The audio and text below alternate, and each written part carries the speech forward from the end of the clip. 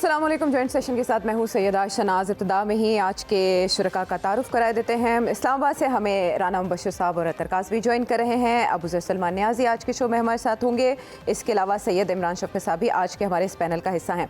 तहरीक अदम एतमाद के बाद जब ये PDM की हुकूमत बनी तो उसके बाद इसके सामने बहुत से चैलेंजेस थे, जिसमें सबसे बड़ा चैलेंज मईशत का था और तकरीबन किनारे पे आते आते यानी हुकूमत के जाने से कुछ अर्सा पहले ही उस पर पेशरफ्त हुई और अब कल उस हवाले से आखिरी फैसला होने जा रहा है। लेकिन उम्मीद ज़ाहिर की जा रही है कि मामला खुश उसलूबी से तय पा जाएंगे।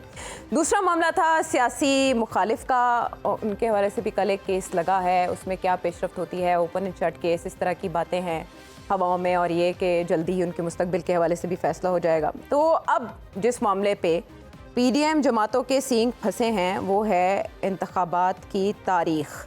क्या इंतखाबात का इनेकाद बर वक्त हो पाएगा, और उसमें भी कैश 22 ये है कि 2 माह बाद या 3 माह बाद वक्त पे असम्बली तहलील होगी या 1-2 दिन पहले होगी।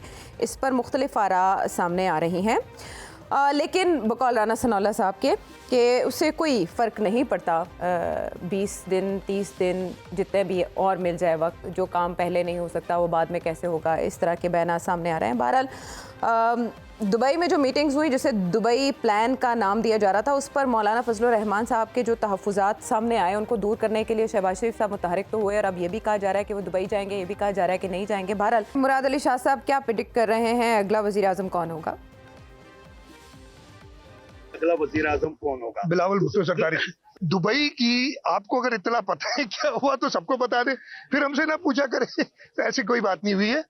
पाकिस्तान पीपल्स पार्टी इंशाल्लाह ताला अगले इंतखाबात, इंशाल्लाह ताला असेंबली अपने मियाद खत्म करके 2 महीने में इंतखाबात होंगे और पाकिस्तान पीपल्स पार्टी ना सिर्फ सिंध में बल्कि पूरे पाकिस्तान में सबसे बड़ी पार्टी बन के उभरेगी। और अगर सबसे बड़ी पार्टी होगी तो प्राइम मिनिस्टर कौन होंगे, उस वो आपने ही नाम ले लिया पहले, तो इंशाल्लाह ताला बिलावल भुट्टो जरदारी होगा।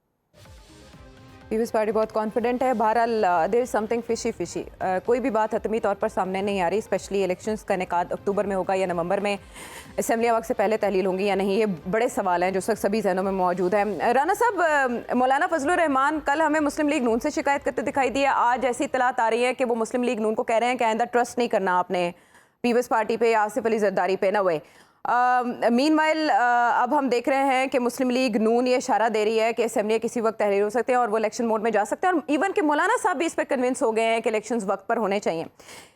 इलेक्शंस कब होंगे, इसका हतमी फैसला कब होगा और कौन करेगा? राना साहब, इसका हतमी फैसला जनाब इलेक्शन कमीशन करेगा, और जो मर्जी कहता रहे कोई भी, और इलेक्शन कमीशन जिस वक्त चाहेगा उस वक्त इलेक्शन होंगे। और इलेक्शन कमीशन को कौन कहेगा, वो जो जिसने कहना है उसी ने कहना है। ठीक है जी, जरदारी साहब ने, कोई कहता रहे, जरदारी साहब ने कहा था कि इलेक्शंस वो करवाएंगे, आप कह रहे हैं जरदारी साहब ने कहना है? मैं तो नहीं कह रही है, मैंने तो जरदारी साहब का नाम ही नहीं लिया। हाँ नहीं ना, आपने कहा ना जिन्होंने कहना है उन्होंने कहना है। मुझे लगा कि आप जरदारी साहब की बात करें।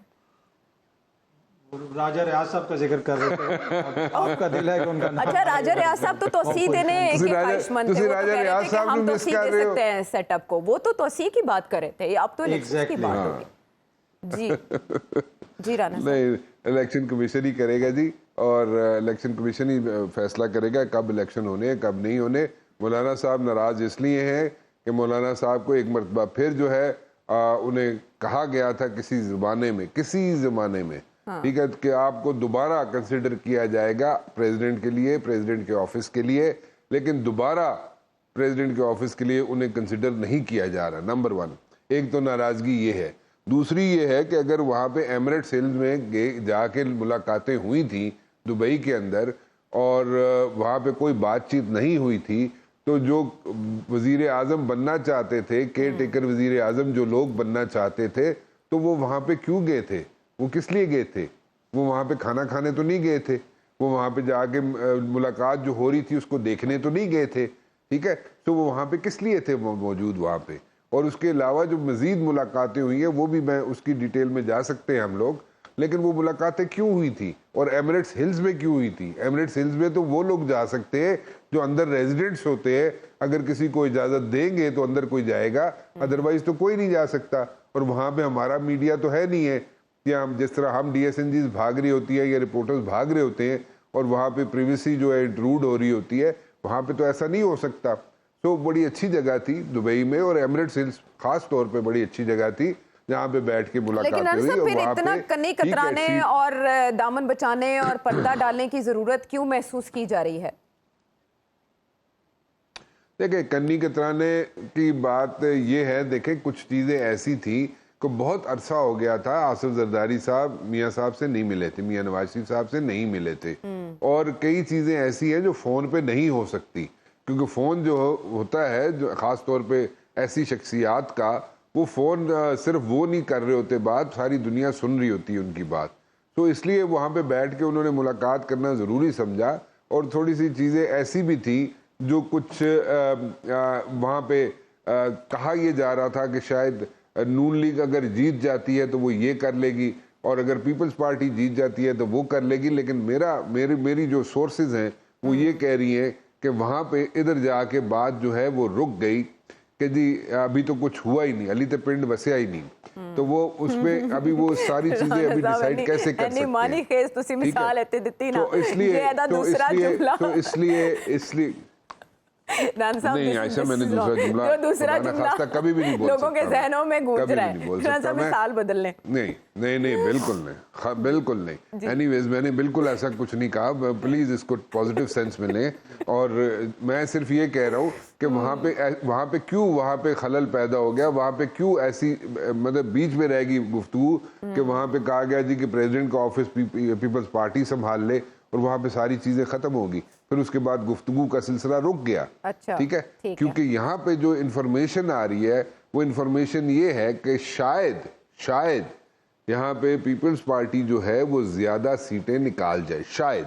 अच्छा। ठीक है, मैं इसके साथ ही एक चीज अटैच कर दूं कि जनाब यहाँ पे, इसलिए मैं ज्यादा साथ चीज अटैच करूंगा कि यहाँ पे हमारा पॉलिटिकल फील्ड जो है वो बड़ी स्लिपरी है, और डे टू डे पॉलिटिक्स चलती है यहाँ पे। तो इसलिए कहना कि जनाब आप पीपल्स पार्टी जो है प्रेसिडेंट का ऑफिस संभाल ले और बाकी इस तरह कर लेंगे, मिनिस्ट्रीज जो फेडरल मिनिस्ट्रीज 4-6 आप ले लें, और इस तरह जनाब हुकूमत बन ले, वहाँ पे मुज़ाकरात जो थे आगे नहीं चल सके। दुबई जा रहे हैं राना साहब? मौलाना साहब को जाना चाहिए जी दुबई। वैसे मौलाना साहब के पास वक्त तो नहीं है, मौलाना साहब के पास बड़ी अच्छी 4 मिनिस्ट्रीज हैं, और उन मिनिस्ट्रीज में जो लोग काम कर रहे हैं वो बहुत खुश हैं, खुशहाल हो रहे हैं दिन ब दिन वो। ठीक है, तो वो उनको जाना चाहिए वहाँ पे, और जाके मुलाकात करनी चाहिए। मौलाना साहब को इग्नोर नहीं करना चाहिए। मौलाना साहब को क्यों इग्नोर किया जा रहा है? ऐसा नहीं होना चाहिए। मौलाना साहब जाएं, लेकिन हाँ, मौलाना साहब को फिर आइंदा आने वाले दौर में प्रेसिडेंट का ऑफिस अगर नहीं देंगे तो JUI को अच्छी मिनिस्ट्री तो जरूर देनी पड़ेंगी आपको। ठीक है ना। और वैसे भी मियाँ साहब ने कहा हुआ है कि मौलाना साहब को नाराज नहीं करना। ठीक है। और फिर आसिफ जरदारी साहब के साथ उनकी पुरानी दोस्ती यारी है मौलाना साहब की, और मौलाना साहब कई मरतबा उनके साथ बैठ के बस वो पिंड बसने वाली मिसाल आपके आप ज़हन में रखते हैं ना, बदतर की तरफ जाते हैं। एक मिनट ठहर जाए, मैं एक चीज आखिरी चीज सुन लें आप। नहीं बहुत मिनट ना सुन लेना, आप तो आवाज़ार हो जाती हैं। आप बात सुने ना, मेरी बात यह है कि वो उसमें आखिरी जो चीज है वो ये है कि मौलाना साहब आसिफ जरदारी साहब के साथ 3-3, 4-4 घंटे बैठ के उनकी गुफ्तगू सुनने के आदी हैं। अब जो समझ जाएंगे मौलाना साहब भी मैं क्या कह रहा हूँ, और जरदारी साहब। चले, वो किस बारे में गुफ्तगू होती है ये अगर अतर आप बता सके, 3-4 घंटे तक किस बारे में गुफ्तगू हो सकती है? और दूसरा ये कि अब क्या इलेक्शन की तारीख पर सियासत की बारी है? देखिए, जहाँ तक गुफ्तगू का ताल्लुक है मुझे मालूम है, लेकिन हमारे पास 3-4 घंटे नहीं है, इस वजह से वो मैं तफसील नहीं बता सकता यहाँ पे, वो लंबी गुफ्तगू होती है। बट जो दूसरा आपका सवाल है मैं उसकी तरफ आता हूँ कि इलेक्शंस, देखें इलेक्शंस के मोड में तो आपको सारी जमातें नज़र आ रही हैं। अभी जो थोड़ी हिलजुल भी है, मौलाना की जो रिजर्वेशंस हैं, दीगर हल्कों की तरफ से जो बातें हो रही हैं, उनके जो सियासी इत्तेहादी हैं वो सब इलेक्शन के ऊपर कॉन्सनट्रेट कर रहे हैं। और दूसरी तरफ जो चेयरमैन तहरीक इंसाफ हैं वो भी अपनी जमात को ये कह रहे हैं कि इलेक्शन की तैयारी करें, हमने हर हाल में इलेक्शन लड़ना है। नए कैंडिडेट्स ढूंढे जा रहे हैं, हल्कों के अंदर नए कैंडिडेट्स ढूंढे जा रहे हैं, और जेल के अंदर जो लोग हैं उनको भी टिकट्स दिए जाएंगे। और एक तरह से वो बड़ा सिग्निफिकेंट होगा कि जी जेल के अंदर टिकट दिया गया है। और जहाँ तक कैंपेन का ताल्लुक है, जब ये असेंबलियाँ टूटेंगी उसके बाद तमाम सियासी जमातें जो है मैदान में उतरेंगी। तो इलेक्शन मोड में तो हम चले गए हैं, वो तो इसमें कोई शक नहीं है कि इस वक्त लगता यही है। जिस भी हुकूमती दोस्त से बात करो, जो इतलात हमें मिल रही हैं कि असेंबलियाँ हो सकता है कि वक्त से 1-2 दिन पहले टूट जाएं और फिर उसके बाद जिस तरह आपने शुरू में शॉर्ट्स वगैरह भी सुनाई कि 90 दिन के अंदर इलेक्शंस होंगे। देखें, ये बड़ा इंपॉर्टेंट चीज़ है कि जब सूबों के अंदर असेंबलियां वक्त से पहले टूटी थी उस वक्त भी तो यही कहा जा रहा था कि आईनी तकाजा है कि फिर आपने 90 रोज़ के अंदर इलेक्शंस करवाने। यहाँ पे भी वक्त से पहले असेंबली तोड़ने का मतलब ये है कि आइन के अंदर इसकी गुंजाइश है, चाहे आप 1 दिन पहले तोड़ें या 1 साल पहले तोड़ें, आपने 90 रोज के अंदर इंतखाबात करवाने। तो यहाँ पे भी कोशिश ये होगी कि 60 नहीं तो 90 रोज के अंदर इंतखाबात हों। अब बहुत सारी चीजें इसमें जो कहा जा रहा है कि ये चीज भी हतमी हो गई है, वो चीज भी हतमी हो गई है, चीजें हतमी नहीं हुई। जो मेरे पास इतलात हैं इसमें अभी बहुत सारी कंफ्यूजन है, और कंफ्यूजन इसलिए है कि जो वो इजी राइट तस्वर की जा रही थी कि ऐसे हालात पैदा हो जाएंगे कि जनाब बिल्कुल इलेक्शंस के अंदर हम आराम से स्वीप कर लेंगे, किसी और का किरदार नहीं होगा सियासी जमात का, उस हद तक चीज़ों को अभी तक सियासी तौर पे अचीव नहीं किया जा सका हुकूमती इत्तेहाद की जानिब से। तो अगर इलेक्शंस में जाते हैं और तमाम जमातें इलेक्शन लड़ती हैं तो एक भरपूर किस्म का इलेक्शन होगा। हाँ, अगले 60 या 90 रोज़ के अंदर क्या सूरत हाल होती है, चीज़ें किस तरह तब्दील होती हैं, वो फिर एक अलग बहस है। अगर कोई ऐसी बहुत बड़ी तब्दीली आती है तो फिर हो सकता है कि इलेक्शन जो है वो कंप्लीटली डिफरेंट हो। टारगेट्स अचीव नहीं हो सके, कशमकश है, बहुत सी चीज़ें इफ्स एंड बट्स में हैं, ये अतर का कहना है। इमरान शफी साहब, 60 दिन या 90 दिन, इससे क्या फ़र्क पड़ेगा? हमारी सियासत अपॉइंटमेंट्स के गिर्द घूमती है और कुछ नई अपॉइंटमेंट्स होनी है। नवाज शरीफ साहब का वापस आना बताएगा कि इलेक्शंस कब होने जा रहे हैं, जरदारी साहब बताएंगे या इलेक्शन कमीशन बताएगा? देखिए, बहुत सी चीजें हैं। मैं आज की आपको खबर बताता हूं कि आज हम एक जगह के ऊपर थे, काफी सारे लोग थे और वहां पर इसहाक डार साहब जो थे वो भी मौजूद थे। इसहाक डार साहब से जाहिर है कि हमने उनसे यही बातें पूछी थी कि क्या चल रहा है और IMF के साथ मामला किस लेवल पे पहुंचे, कब तक क्या होगा, इस तरह। तो वो बता रहे थे कि हमें थोड़ा हफ्ता पहले जो IMF ऑफर कर रही थी वो $2.5 बिलियन कर रही थी और 15 माह का प्रोग्राम दे रही थी जिसको हमने कंप्लीट करना था। तो मैंने उनसे कहा कि नहीं, ये ठीक नहीं है, फिर आने वाली गवर्नमेंट के ऊपर जो है वो हम दबाव क्यों छोड़ के जाएं। तो फिर वो अच्छा हुआ कि वो हमारी डील नहीं हुई। तो अब ये जो नई डील हुई है ये 9 माह की डील है। 9 माह के लिए ये प्रोग्राम होगा। $3 अरब जो हैं या जो भी $3 अरब जी।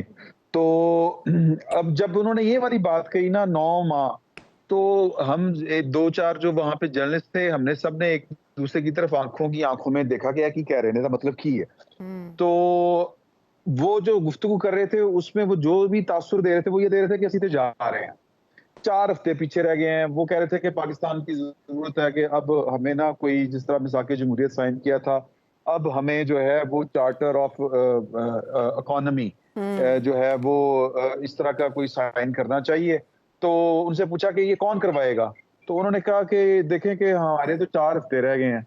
तो उनको ये तो पता है कि 4 हफ्ते बाद हम नहीं है।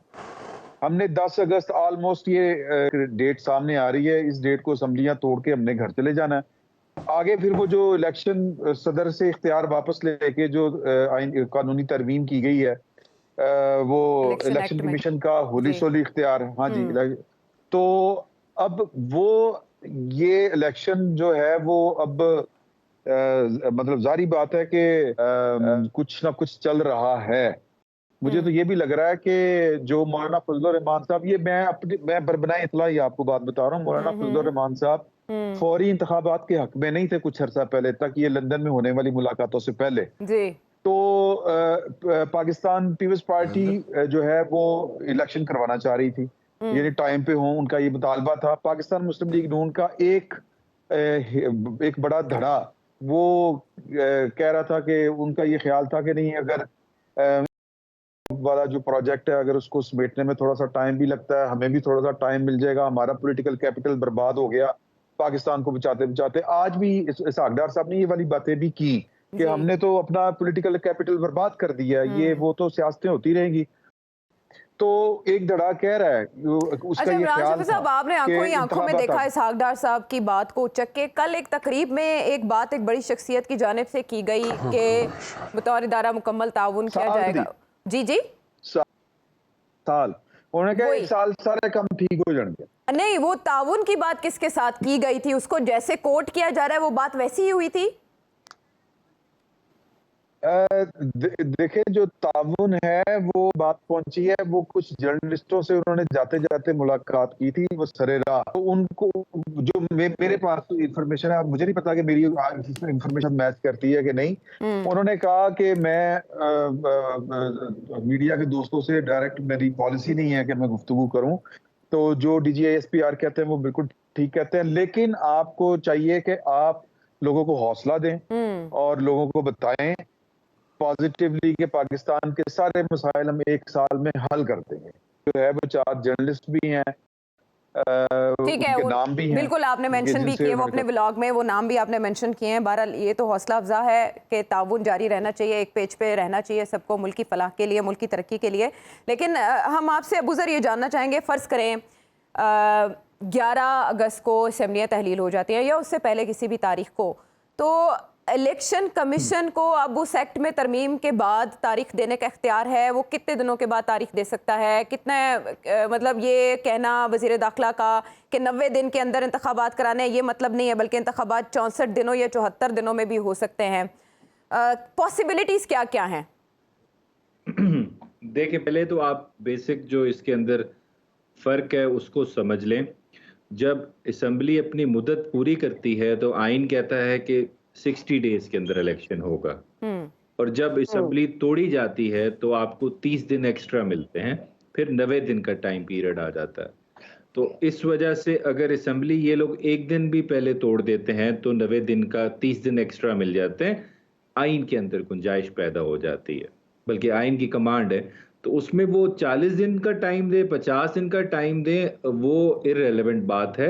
मैक्सिमम जो लिमिट है वो 90 डेज की है अगर असम्बली तोड़ी जाएगी, और अगर असम्बली मुद्दत पूरी करेगी तो 60 डेज का है। ये आपके आइन के अंदर लिखा हुआ है। और जब तारीख देने की जो पावर है या फंक्शन है, वो पहले जैसे प्रेसिडेंट के पास था, कुछ सिचुएशंस में गवर्नर के पास था, तो अब जो तरमीम की गई है उसमें जो दी गई है वो आपके इलेक्शन कमीशन को दी गई है। देखें, इलेक्शन कमीशन भी जो है वो पाबंद तो फिर आईन पाकिस्तान का है ना, उसने तारीख जो देनी है वो तो उसी टाइम लिमिट के अंदर देनी है जो प्रोवाइडेड है आपके आइन के अंदर। लेकिन ये सारी बातें तो हो गई आपके मुल्क के आइन की, कानून की मैं बता रहा हूँ। लेकिन पहले आपने देख लिया कि पीके असम्बली और पंजाब असम्बली में भी तो 90 दिन की ही लिमिट थी, उसमें तो तारीख भी आ गई थी, लेकिन इलेक्शन फिर भी नहीं हुआ। सो मेरे ख्याल से इलेक्शन कमीशन तारीख दे ना दे, इवन कल को अगर नहीं भी दे रहा वो आइन के खिलाफ जा रहा है, तो अगर सुप्रीम कोर्ट इंटरफेयर भी कर ले तो मुझे नज़र नहीं आता कि सुप्रीम कोर्ट का ऑर्डर भी इम्प्लीमेंट होगा, क्योंकि आपके पास मिसाल मौजूद है, माजी करीब में ये हो चुका है। इस वजह से ये एक सवालिया निशान है पे कोई आंसर नहीं दे सकता। कानूनी तौर पे तो पोजीशन बता सकता हूँ, लेकिन मेरे ख्याल से एक बहुत ज़्यादा पॉलिटिकल क्वेश्चन होगा, और इसमें जो स्टेक होल्डर्स हैं और वो लोग जो इस मुल्क के फैसले करते हैं, मेरे ख्याल से उनका रोल बहुत ज़्यादा इम्पोर्टेंट होगा। अगर वो चाहेंगे तो इलेक्शन 40 दिन में भी हो जाएगा, अगर वो नहीं चाहेंगे तो मेरे ख्याल से 1 साल में भी नहीं होगा, क्योंकि एग्जाम्पल तो सेट हो गई है कि 90 दिन वाली जो एग्जाम्पल तो आइन में limit, that is not relevant now. So constitution is not relevant. आपकी एक शख्स की या कुछ लोगों की एक जो अपनी मर्जी है, दैट इज मोर रेलेवेंट। वो जब चाहे इलेक्शन डिले भी कर सकते हैं, इलेक्शन टाइम पे भी करा सकते हैं। बिल्कुल ठीक, जो चाहे आपका हुस्न करिश्मा साज करें, शॉर्ट आप चाह रहे हैं। लेकिन ये बात बड़ी दिलचस्प है कि इसहाक डार साहब और मुस्लिम लीग नून का ये कहना है कि पॉलिटिकल कैपिटल हम दाव पे लगा चुके हैं और उसके बाद वो इलेक्शंस के इनेकाद के लिए राज़ी भी हो जाए। मौलाना जो इससे पहले कह रहे थे मईशत को सेट करेंगे, उसके बाद इलेक्शंस का सोचेंगे, एकदम से उनका ये कहना कि वक्त पर इलेक्शंस होने चाहिए, आइन और कानून के मुताबिक होने चाहिए, सब बहुत मानी खेज है। ब्रेक के बाद आते हैं वापस।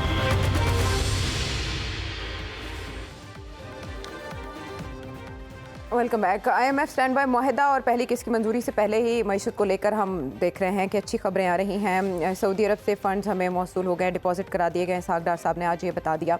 इसके अलावा UAE से भी $1 अरब मौसूल होने की तवक्को है। फिच ने भी हमारी रेटिंग्स अच्छी कर दी हैं, स्टॉक मार्केट भी अच्छा परफॉर्म कर रही है। तो राना साहब, मईशत की ट्रैक पर वापसी का अमल शुरू हो चुका या कल के बाद से हो जाएगा? शुरू हो चुका है जी, सब अच्छे की रिपोर्ट है। अच्छा, आप फिक्र नहीं करें। हाँ बिल्कुल फिक्र नहीं करें। और 9th मंथ जो है इस साल का, उसमें तो आपके मज़ीद हालात जो है बेहतर होना शुरू हो जाएंगे और वो विजिबल होंगे, बड़े ऑब्वियस नज़र आएंगे आपको। ऑब्वियसली सामने चीज़ें ऑब्वियस नज़र आएंगी आपको, चाहे स्टॉक मार्केट हो, चाहे यहाँ पे इम्पोर्ट भी हो, एक्सपोर्ट भी हो। एक्सपोर्ट की भी यहाँ पे आपको वादे नहीं, आप हंस रही हैं आगे से, मैं आपको सही बात बता रहा हूँ, आप हंसती हैं आगे से। जी, तो मैं आपको सही बता रहा हूँ कि यहाँ पे हालात संभाली नहीं जा रही है। इतने अरसे के आपका बाद ना शादी मर्ग वाली कैफियत है। आप जितनी अच्छी बातें बता रहे हैं, यानी कि इतने सालों के जो नहीं, मैं आपको सही बता रहा हूँ और आपको मैं ये भी बता रहा हूँ कि आगे जो डॉलर है वो भी आपको मैं बता दूं 250 रुपए तक आ जाएगा। अच्छा, ये मैं आपको सही बता रहा हूँ, 250 रुपए तक का डॉलर आ जाएगा आपकी यहाँ पे जनाब। आपको विजिबल यहाँ पे चीजें जो चेंजेस नजर आएंगी और यहाँ पे महंगाई किसी हद तक कम भी होगी और यहाँ पे आपको यहाँ पे स्टॉक मार्केट हो, यहाँ पे बिजनेस एक्टिविटीज हो, इन्वेस्टर्स हो, आपको नजर आएंगे। ये मैं सीरियस बात कर रहा हूँ, आप इसको सीरियसली ले। मैं आपको 9वें महीने या 9वें महीने के बाद ये काम शुरू हो जाएगा, ये सिलसिला शुरू हो जाएगा, ये एक्टिविटीज शुरू हो जाएंगी। इसके फल कौन समेटेगा, इसका क्रेडिट कौन लेगा? तब तो मेरा ख्याल है जेड़ा बैठा होएगा कॉरिडोर्स ऑफ पावर वही वो उसको कैश करेगा। अब वो चाहे केयर टेकर सेटअप हो, चाहे वो कोई नई हुकूमत हो, चाहे क्योंकि हो सकता है ना इलेक्शन कमीशन ना इलेक्शन करा सके, कोई ना कोई रीजन भी तो हो सकता है ना। आप दूसरी साइड पे भी तो सोचे ना, जरूरी तो नहीं ना कि 90 दिन में इलेक्शन हो जाएगा, चाहे आप 1 दिन पहले या 2 दिन पहले भी असेंबलीज तोड़ दे, हो भी सकता है ना। Anything is possible. कोशिश तो की जाएगी कि 90 दिन के अंदर अंदर इलेक्शन हो जाए। कोई ये भी इरादा है मियां नवाज शरीफ साहब का कि वो 14 अगस्त से पहले पहले पाकिस्तान में आ जाए। तो सारी चीजें मतलब हैं, लाइन अप हुई है कि 90 दिन के अंदर अंदर इलेक्शन होंगे। बट देन अगेन आप कुछ भी हो सकता है। जैसे मैं बार बार कहता हूँ कि हमारी पॉलिटिकल फील्ड जो है बड़ी स्लिपरी है, लेकिन आपको यहाँ पे एक्टिविटीज, बिजनेस एक्टिविटीज नजर आएंगी आयशा। ठीक है, नहीं बिजनेस एक्टिविटीज पे तो हमने देखा ना, वो फिर एक पेज और फिर जो इस हवाले से बाकायदा काउंसिल का कयाम है, वो तो जाहिर है जामिन है इन सभी एक्टिविटीज के, इन्वेस्टमेंट के। लेकिन अतर जो कहा जा रहा था कि अगर इस सिस्टम को तोसी देनी है, सेटअप को, तो उसके लिए मुआशी इमरजेंसी का प्लान मौजूद था। कम अज कम कल के बाद से वो तो एग्जॉस्ट हो जाएगा ना, वो ऑप्शन तो नहीं बचेगा। देखिए अभी कुछ कहना कबल वक्त होगा, टू बी ऑनेस्ट। ऑब्वियसली मईशत में अगर कोई बेहतरी आती है तो वो तो बहुत बड़ी अच्छी चीज़ है, वो और जिससे आवाम को रिलीफ मिलेगी। आने वाले दिनों में अगर कोई इस तरह की चीज़ आती है तो उसको तो आवाम भी वेलकम करेंगे और तमाम सियासी जितने भी क्वार्टर्स हैं सब उसको वेलकम करेंगे। लेकिन मेरे इसमें थोड़े से तहफ़्फ़ुज़ात हैं। देखिए अगर ये इतने साइंसदान थे तो ये 11 महीनों में इन्होंने क्या अचीव किया है कि आज हम डॉलर यहाँ से मिलने से वहाँ पे मिलने पे लोगों को मुबारकबादें दे रहे हैं, इस तरह के पैगामात दे रहे हैं। कौन सी ऐसी चीज़ हमने अचीव कर ली ना? देखिए ना, आपकी जो इकोनॉमी बेहतर होती है वो इस तरह बेहतर नहीं होती कि कोई आपके बैंक अकाउंट में कुछ दिनों के लिए, जिस तरह पाकिस्तान में लोगों ने बाहर के मुल्क जाना हो ना तो वो दोस्तों को कहते हैं यार मेरे बैंक अकाउंट में कुछ अरसा जो है पैसे डालते रहा करो, मेरी स्टेटमेंट बन जाएगी। तो वही सूरत हाल हम आलमी सतह पे करते हैं कि जनाब कभी एक मुल्क से कहते हैं यार हमारी बैंक स्टेटमेंट चला दो ताकि हमारे दूसरे जगहों से हमें पैसे मिल जाएं। तो ऐसे तो इकोनॉमी बेहतर नहीं होती। क्या एक्सपोर्ट्स आपकी इंक्रीज हो गई हैं? क्या आपके मुल्क के अंदर मैन्युफैक्चरिंग बढ़ गई है? क्या आपकी इंडस्ट्री जो है उसमें इजाफा हो गया है? क्या जो आपको सर्विसेज प्रोवाइड करते हैं उसमें इंक्रीज हो गया? कौन सा एक ऐसा अशारिया है मईशत का जिसमें 11 महीनों के दौरान कोई बेहतरी आई है, जिसको देख के मैं ये कह दूं कि अगले महीने में कोई बेहतरी आ जाएगी? अब दोस्त अगर हमारी बैंक स्टेटमेंट चला रहे हैं उससे हमारे हालात तो बेहतर नहीं होंगे ना, वो तो हमारी सिर्फ स्टेटमेंट ही बेहतर होगी। बिल्कुल ठीक है। इकोनॉमी को बहुत आम फहम अंदाज में अतर ने समझा दिया, एक आम आदमी के लिए काफ़ी है कि बैंक स्टेटमेंट इंप्रूव हो रही है। अभी स्टेट अभी इंप्रूव होने के चांसेस दिखाई नहीं दे रहे, लेकिन क्या ऐसा मौजूद हो सकता है? जैसे राना साहब कह रहे, ब्रेक के बाद आते हैं बात।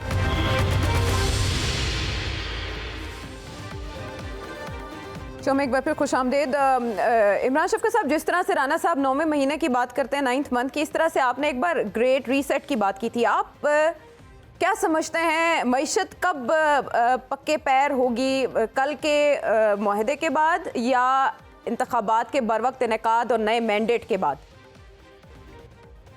देखें, मैं तो आज चूंकि इसहाक डार साहब से मिला हूं तो मैं उन्हीं को कोट कर रहा हूं।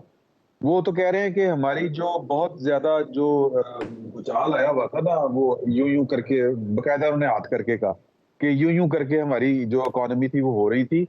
अब वो जरा थोड़ी सी स्मूथ होगी और आहिस्ता आहिस्ता ये जो है वो ग्रेजुअली जो है वो ठीक होगी, बढ़ेगी। अभी तो हमें थोड़ा सा कहते हैं सांस आएगा, तो कोई फौरी जो कहते हैं ना, जिनका ये ख्याल है कि पता नहीं वो सऊदी अरब आ रहा है तो ये हो रहा है तो वो हो रहा है, वो उनके जिनके ये प्लान्स हैं, ये वो लिम्स वगैरह, वो इस पे बड़ा वो लोग जो है वो एम्फसाइज भी कर रहे हैं और इसके ऊपर बड़ा तकिया भी कर रहे हैं, और उनको ये लग रहा है कि बहुत ज्यादा। कल मेरी एक सेनेटर है, उन्होंने इसको स्टडी किया है, उनसे बात हो रही थी कि जी के देखें कि पाकिस्तान के सिस्टम में जो 2 फसलें ऐड, तो अगर हमारी अच्छी फसलें 2 ऐड हो गई, जो भी सिस्टम बनेगा इस सिस्टम के बाद, लिम्स के बाद, तो वो बड़ी तवक्कुआत लगा के बैठे हुए हैं काफी सारे लोग, और बड़े बड़े अहम लोग, और उनको लगता है कि ये वो गेम चेंजर है। जिस तरह कभी हमारे सीपैक गेम चेंजर था ना, इस तरह ये बहुत से लोगों को ये भी गेम चेंजर लग रहा है। तो अल्लाह करे जी, हम तो यही उम्मीद करते हैं कि कुछ बेहतरी हो जाए। इमरान साहब, पैकेज मिलने के बाद ना पॉलिसीज का तसलसल बहुत ज़रूरी है, और इसके लिए ये भी ज़रूरी है कि निगरान सेटअप ऐसा हो जो कि ज़मानत दे सके कि वो पॉलिसीज कंटिन्यू रहेंगी और इम्प्लीमेंट होंगी। अभी जो नाम गर्दिश करें वो इकोनॉमिस्ट के कर रहे हैं, कोई अख्तर है, कोई महमूद है, आप तस्दीक करेंगे कि ऐसे नाम ज़ेरे गौर हैं? जी, मेरी जो इत्तला के मुताबिक तो एक पॉलिटिशियन है और उनका नाम है, और वो एक ताकतवर शख्सियत की तरफ से, नॉट मतलब पहली कोई 2-3 ताकतवर शख्सियत, लेकिन सिस्टम में बड़ी कोई अहम होती है ना पोजीशन कुछ लोगों की, तो एक उसकी तरफ से है। और एक नाम जो है वो मैंने पहले भी कहा था, गोरा चिट्टा उच्चा लम्बा जवान, ये मुझे किसी अहम आदमी ने बताया था, वो है, और वो सियासतदान नहीं है। हाँ जी, और वो एजुकेशनिस्ट है, उनका जी, वो ऊंचा लंबा नौजवान वो कह रहे हैं ना, ऊंचा लंबा नौजवान, ये अतर की बात कर रहे हैं आप? हाँ, नहीं वो बात इशारे में की जाए ना तो उसके बहुत नहीं हो अतर है। अच्छा, वो उसके ज्यादा गूंज होती है अगर आप बिटवीन द लाइंस बात करें ना थोड़ा। लेकिन मैं आपको बात सीधा ना क्यों नहीं लेंदे तुसी इमरान साहब? अतर दा ना लेंदे तुसी क्यों घबरांदे हो? तुसी ले दो। मैं सर मैं ये अतर साहब के साथ अच्छे तल्लुकात हो, नवाज शरीफ साहब के साथ अच्छे तल्लुकात हो, शहबाज शरीफ साहब, जरदारी साहब, सर फिर भी ये जो है इनकी कोशिशें बराबर साबित नहीं होनी। ये मैं बता दूं, इनको मुझसे अकेले में टिप लेनी पड़ेगी। ठीक है, अभी इस पर भी बेट्स लग सकती हैं कि निगरान वजीर आजम कौन हो सकता है। बहुत से नाम है, बहुत से नाम है, और अभी इकोनॉमिस्ट के नाम भी आ रहे हैं मार्केट में। जब इस रेस में बहुत सारे हैं तो एक रेस से आउट होने का खदशा भी है, और अबूजर उस पर आप हमारी रहनुमाई करेंगे। तोशा खाना केस के कल की जो समात है उसको अहमियत खासी दी जा रही है, but at the same time Islamabad high court में उसे चैलेंज कर दिया गया है। इस केस का मुस्तकबिल क्या देखते हैं आप? देखें, इसको थोड़ा सा इसका बैकग्राउंड समझे आयशा। ये जो केस है, इस पे जो ऑब्जेक्शन रेज किया गया है, वो ऑब्जेक्शन क्या है? वो ये कहा गया ख्वाजा हारिस साहब की तरफ से कि इलेक्शन एक्ट का सेक्शन 137 जो है, उसका सब सेक्शन 4 है, वो ये कहता है कि इलेक्शन कमीशन कंप्लेंट तब ही फाइल कर सकता है जब 120 डेज के अंदर वो रिटर्न्स फाइल होने के बाद फाइल कर सकता है, उसके बियॉन्ड वो फाइल नहीं कर सकता। जो ऑब्जेक्शन दिया गया है वो यही लिया गया कि ये कंप्लेंट मेंटेनेबल नहीं है, क्योंकि आपने ये 8 महीने बाद फाइल की है। जो 120 डेज का लिमिट थी वो क्रॉस हो चुकी थी।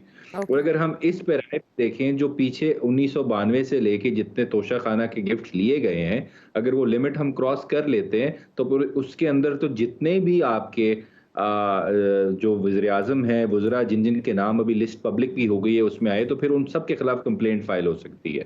तो इस वजह से इलेक्शन एक्ट में क्योंकि एक लिमिट प्रोवाइड की गई है कि 120 डेज के बाद आप रिटर्न्स फाइल करने के नहीं कंप्लेंट फाइल कर सकते, तो ये ऑब्जेक्शन था कि ये मेंटेनेबल नहीं है बिफोर द जो सेशन जज वो सुन रहे हैं। तो फिर उन्होंने इसको पहले डिसमिस किया, फिर वो दोबारा इस्लामाबाद हाई कोर्ट में गया, तो इस्लामाबाद हाई कोर्ट ने कहा आपने ये ऑब्जेक्शन नहीं देखा, इसको इंडिपेंडेंट माइंड से फैसला नहीं किया, उन्होंने रिमांड कर दिया और 7 दिन के अंदर डिसाइड किया जाए। तो वो जो जज साहब थे उन्होंने उसमें एक दिन तो ख्वाजा हारिस साहब ने उसमें एडजर्नमेंट ली, फिर दूसरी दिन जब एडजर्नमेंट ली तो उन्होंने कहा नहीं मैं आज ही डिसाइड करूंगा, तो उन्होंने वो चौथे के गालिबन तीसरे दिन ही डिसाइड कर दिया। तो अभी ये जो इस्लामाबाद हाई कोर्ट में गए हैं वो ऑर्डर चैलेंज किया है, और मेरे ख्याल से मैंने भी पढ़ी नहीं है, पिटिशन में यही लिखा होगा कि उन्होंने जो ऑब्जेक्शन है, एक तो हमें सुना नहीं गया क्योंकि अभी 3-4 दिन रहते थे, 7 डेज का टाइम पीरियड था और ऑब्जेक्शन जो है 120 डेज का उनको प्रॉपर्ली एड्रेस नहीं किया गया, तो इस वजह से ये इस पे इस्लामाबाद हाई कोर्ट फैसला करे। लेकिन और वहाँ अगर ख्वाजा हारिस को बार बार बुलाए जाने का कहा गया, उसको अदालत देख सकती है कि वो पेश नहीं हुए बार बार बुलाए जाने के बावजूद?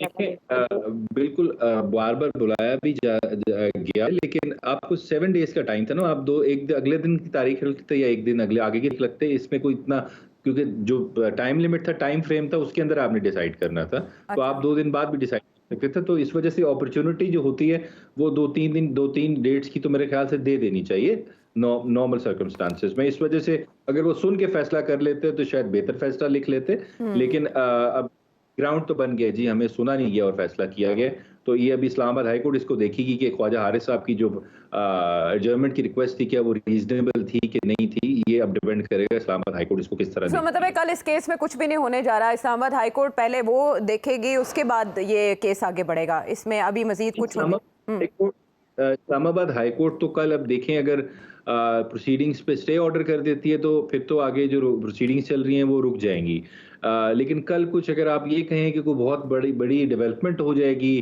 फैसला आ जाएगा, वो तो नहीं। अभी तो देखें वो चार्ज फ्रेम होने के बाद एविडेंस आनी है, फिर उनके गवाहों की जरा होनी है, फिर सबके गवाह आने हैं, तो ये तो फिर ट्रायल तो चलेगा, जल्दी ये नहीं कि आप कहेंगे कल डिसाइड हो जाएगा या अगले हफ्ते हो जाएगा, थोड़ा टाइम तो लगेगा इसमें। बिल्कुल ठीक है, थोड़ा टाइम लगेगा, लेकिन वफाकी वज़ीर खुर्रम दस्तगीर कह रहे हैं कि तैयारी हो रही है, जल्द फाइल होंगे और केसेस शवाहिद और सबूतों के साथ फाइल होंगे। It's about military trial, many things are in pipeline. आने वाले दिन बहुत डिसाइसिव हैं। अगले प्रोग्राम तक के लिए हमें इजाज़त दीजिए।